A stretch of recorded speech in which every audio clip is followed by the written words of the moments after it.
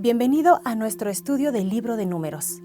Este libro cuenta parte de la historia de Moisés, uno de los más grandes hombres que jamás haya existido. Esta lección responderá a la pregunta, ¿qué destaca a Moisés de otros de su tiempo? Considerando esta pregunta, analicemos y aprendamos sobre los triunfos y tragedias de Moisés. Números 12:3 nos da uno de los rasgos más importantes del carácter de Moisés, diciendo, Moisés era un hombre muy manso, más manso que todos los hombres que había sobre la faz de la tierra.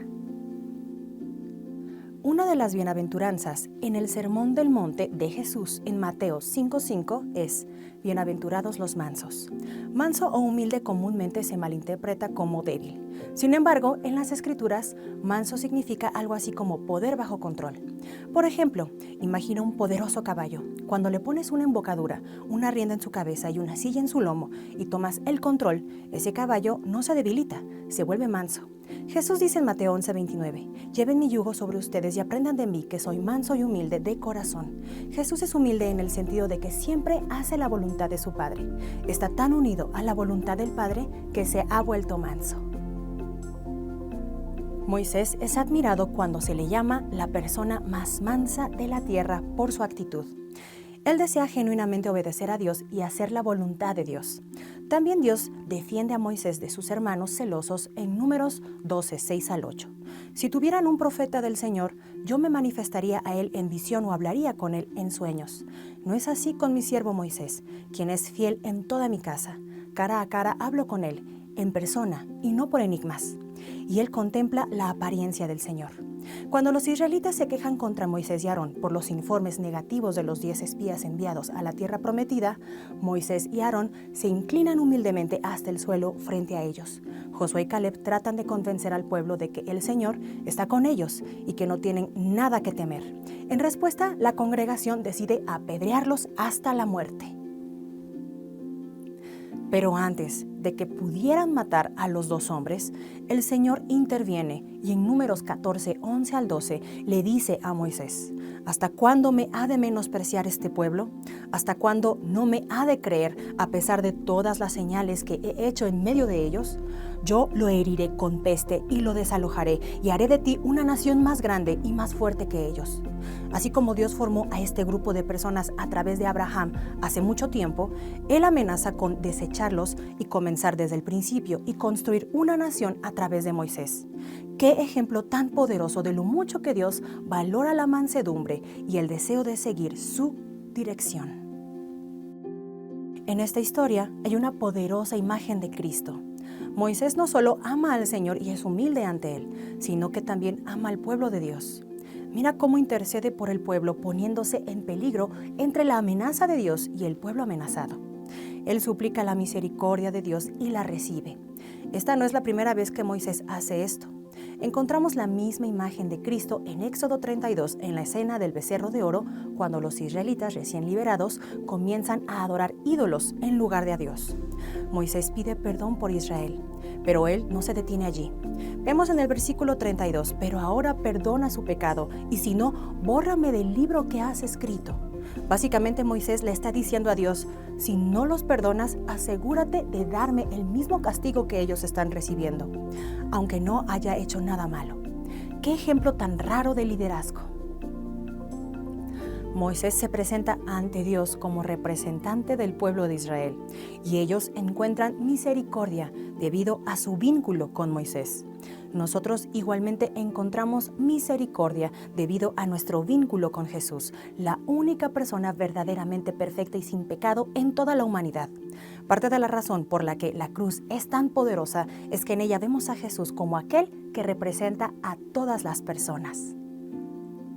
A pesar de todos sus sacrificios y ser manso, las cosas toman un giro inesperado para Moisés cuando descubre que no se le permite entrar a la tierra prometida. Leímos antes que Moisés es el hombre más humilde, pero eso no significa que no enfrentará las consecuencias del pecado. Vemos que este pecado tiene lugar en Números 29-12, que dice, Moisés tomó la vara de delante del Señor, como él le había mandado. Luego Moisés y Aarón reunieron a la congregación delante de la roca y él les dijo, escuchen rebeldes, ¿sacaremos para ustedes agua de esta roca? Entonces Moisés levantó su mano y golpeó la roca con su vara 2 veces. Lo hace a pesar de que el Señor le había ordenado claramente que le hablara a la roca y no la golpeara. El texto sigue: y salió agua abundante de modo que bebieron la congregación y su ganado. Luego el Señor dijo a Moisés y a Aarón: por cuanto no creyeron en mí, para tratarme como santo ante los ojos de los hijos de Israel, por eso ustedes no introducirán esta congregación en la tierra que les he dado. Debido a que Moisés peca, recibe este castigo de Dios. La situación de Moisés puede parecer insignificante en comparación con los pecados de los israelitas en el desierto. Sin embargo, debemos recordar que Dios tiene estándares más altos para los líderes. Este pasaje también dice que el comportamiento de Moisés es una ofensa directa a la santidad del Señor. La santidad exige un gran respeto y una obediencia. Entonces la pregunta ¿es este un castigo justo? Golpear la roca mientras está cubierta por la nube divina demuestra un nivel inaceptable de irreverencia y arrogancia. Moisés también tiene la osadía de decir: escuchen, rebeldes, ¿sacaremos para ustedes agua de esta roca? Él se atribuye el mérito de incluirse en el milagro. Él dice nosotros.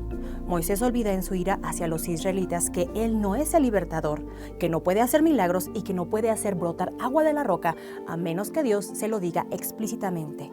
Se olvida que siempre es Dios quien le da la capacidad de hacer cualquier cosa. Por lo tanto, según los estándares de Dios, el castigo de Moisés es justo. Génesis 18:25 declara: el juez de toda la tierra no ha de hacer lo que es justo. A medida que leemos todos estos eventos en la vida de Moisés, nos damos cuenta de algo preocupante. Números 11 nos dice que Moisés está agotado. La palabra agotamiento significa quebrantado, abrumado, estresado y demasiado exhausto para seguir adelante. Moisés le dice al Señor en Números 11 del 11 al 15: ¿por qué no he hallado gracia ante tus ojos para que hayas puesto la carga de todo este pueblo sobre mí? ¿De dónde he de sacar yo carne para dar de comer a todo este pueblo que llora ante mí diciendo: danos carne para que comamos? Yo solo no puedo llevar a todo este pueblo porque es demasiado pesado para mí.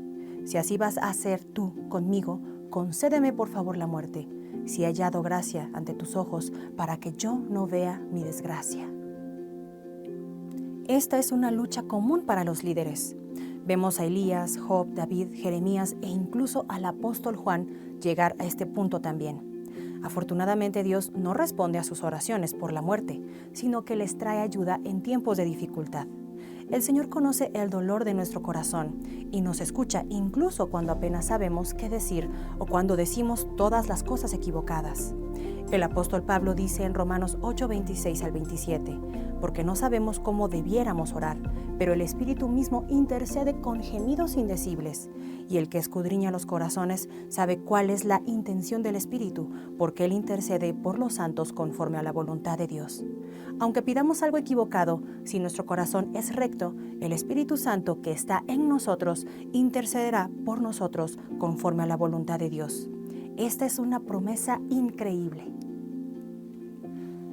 En Números 11, 16 al 17, el Señor le da ayudantes a Moisés diciendo: reúneme a 70 hombres de los ancianos de Israel, a quien tú conozcas como ancianos y oficiales del pueblo. Tráelos al tabernáculo de reunión y que se presenten allí contigo.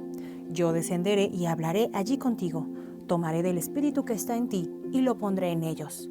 Luego ellos llevarán contigo la carga del pueblo y ya no la llevarás tú solo. El suegro de Moisés había sugerido hacer esto antes, pero Moisés no reúne a estos hombres hasta que Dios le deja en claro que es su voluntad y no solo una buena idea del suegro de Moisés. Hay algunas formas en las que podemos ver esto. Primero, podemos verlo como una visión de Jesús, el Mesías, y segundo, podemos entenderlo desde la perspectiva de nuestro quebrantamiento humano.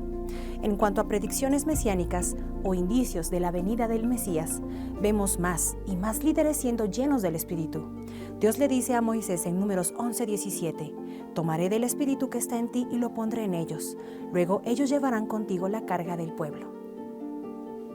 Jesús mismo elige a 12 hombres, según Marcos 3, 14 al 15, para que estuvieran con él y para enviarlos a predicar y tener autoridad para echar fuera a los demonios. Como el Mesías lleno del Espíritu, se predice que Él será aquel que, según Juan el Bautista en Marcos 1:8, les bautizará en el Espíritu Santo. En Hechos 2:33, Pedro declara que Jesús ha hecho justamente eso, diciendo: así que exaltado por la diestra de Dios y habiendo recibido del Padre la promesa del Espíritu Santo, ha derramado esto que ustedes ven y oyen. Esto nos incluye hoy. Si nos arrepentimos y creemos, tenemos la oportunidad de ser bendecidos por la llenura del Espíritu Santo a medida que extendemos el ministerio de Jesús a un mundo caído. Nos convertimos en sus manos, sus pies y su boca al ser llenos del mismo Espíritu que resucitó a Cristo de entre los muertos.